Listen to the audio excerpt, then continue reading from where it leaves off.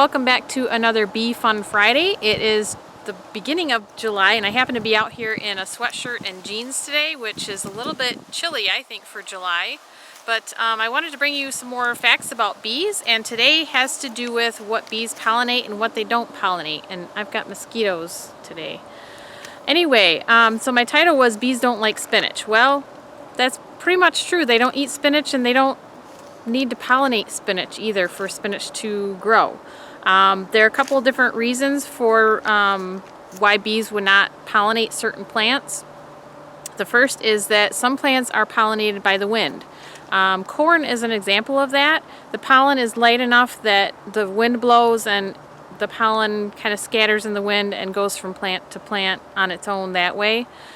Another example of that would be ragweed. Ragweed is just a kind of an ugly green plant that the pollen blows all over the place, and that's why people kind of get sneezy from that. Some people mistake ragweed and goldenrod. A goldenrod is actually bright yellow and has a heavy sticky pollen, and that's why you see bees on it, because it needs bees to pollinate, carry that pollen from plant to plant, because it's too heavy to blow in the wind.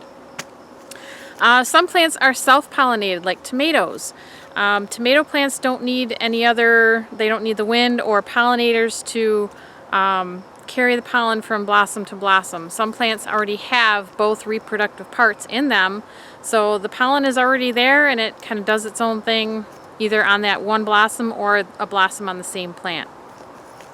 Now there are plants obviously that need pollinators. They need honeybees, they need mason bees, they need bumblebees. There are so many different kinds of pollinators, and they all kind of contribute to the cause here. And I'll give you some examples of some plants that need pollinators.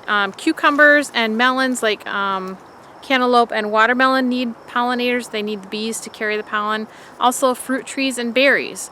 I'm not sure that this is a complete list, but it's kind of a generalized list, and those are pretty much the main things that bees will pollinate for you. So some things that do not need pollinators, some common things that we tend to grow in our gardens: leafy greens and herbs. Brassica plants such as broccoli and cauliflower, we actually eat the blossoms normally before the blossoms even open up, so having a pollinator for those plants doesn't really make sense. Root vegetables like carrots and potatoes, most legumes like peas and beans, corn like I mentioned before, celery, onions and leeks. These are all plants that don't need pollinators. If you want to attract bees to your garden area or to your yard, do a little bit of research and find out some plants and flowers that bees are attracted to. A couple of examples are clover, sunflowers, cosmos, and poppies. Bees tend to like those, and there's a long list of flowers that bees like. So when you're thinking about things that bees will be pollinating, just keep those things in mind.